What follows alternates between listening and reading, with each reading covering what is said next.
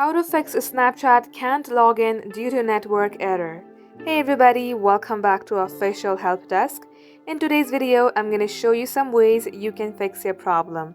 So without any further ado, let us jump right into the process. First and foremost, make sure that you are using the latest version of Snapchat. Head over to your Play Store and search for Snapchat. If you see update sign here, tap on update. Now head over to your settings and scroll below to apps. You search for Snapchat, go on to storage and clear the cache. Now see if this fixes your problem. Also make sure that you have a stable Wi-Fi or mobile data connections. As you do so, restart your device and this shall fix your problem.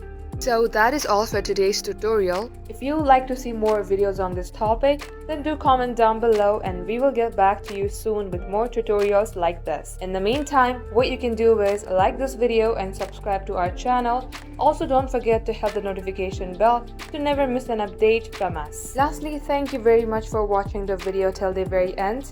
We will catch you up in our next upload.